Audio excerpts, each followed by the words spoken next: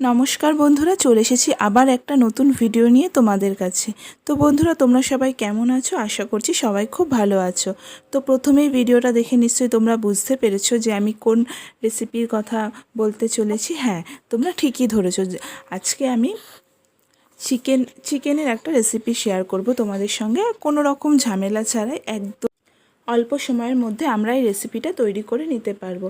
তো বন্ধুরা, প্রথমেই তোমরা দেখে নিয়েছো এখানে রাখা রয়েছে কিছুটা পরিমাণে চিকেন, আর তারপরে রাখা রয়েছে পেঁয়াজ, আর এখানে মশলা তো দেখলেই আদা, রসুন, কাঁচা লঙ্কা এইটাই পেস্ট করা হয়েছে। আর জিরেটা আমরা পরে ইউজ করব, এখন ইউজ করব না।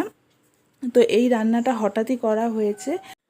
সন্ধ্যাবেলা প্ল্যান করা হলো যে রাতে কি রান্না হবে। তো হঠাৎ করে বাবা বলল যে তাহলে ঠিক আছে চিকেন নিয়ে আসা হোক। তো সেই কথা মতো চিকেনও নিয়ে আসা হলো। তারপরে সব কিছু রেডি করে নেওয়া হলো। তো প্রথমেই দেখলে আমরা কড়াইতে তেল বসিয়ে দিয়েছি, আর সেখানে কিছুটা পরিমাণে জিরে, তেজপাতা আর শুকনো লঙ্কা ফোড়ন দিয়ে দিলাম। আর তারপরে পেঁয়াজ কুচিয়ে রাখা হয়েছিল সেটা দিয়ে দেওয়া হলো। আর পেঁয়াজটা কিছুটা পরিমাণ ভাজা ভাজা হলে, হালকা বাদামি রঙের হয়ে গেলে তখন সেটাতে নুন দেওয়া হলো। আর নুন দেওয়ার পরে কিছুক্ষণ একটু নাড়াচাড়া করে মাংসটা দিয়ে মানে চিকেনটা দিয়ে দেওয়া হলো। চিকেনটা দেওয়ার পর একটু নাড়াচাড়া করে তাতে মশলাটা অ্যাড করা হলো, যেটাতে ছিল ধনে দেওয়া হয়নি, আদা, জিরা আর কাঁচা লঙ্কা অ্যাড করা হলো। আর তারপরে দিয়ে দেওয়া হলো পরিমাণ মতো হলুদ। আর দেখো, এখানে সবাই আমরা সচরাচর জানি যে আলু মানে মাংসের আলু ভেজেই দিতে হয়, কিন্তু মা এখানে ভাজা আলু দেয় না। আমার মা কাঁচা আলু দিয়েই রান্না করে বেশিরভাগই। আর আজকে তো চটজলদি রেসিপি, আজকে তো এটাই চলবে।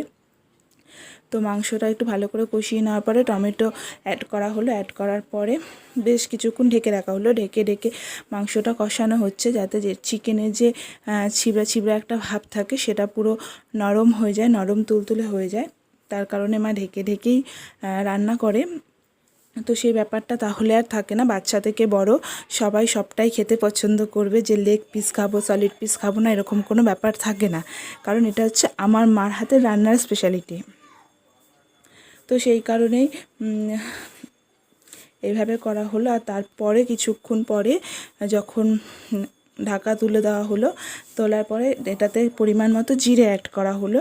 জিরে অ্যাড করার পরে এখানে যে কাঁচা আলুগুলো দেখলে তোমরা পাশে টুকরো করে রাখা ছিল, সেই আলুগুলো দিয়ে দেওয়া হলো।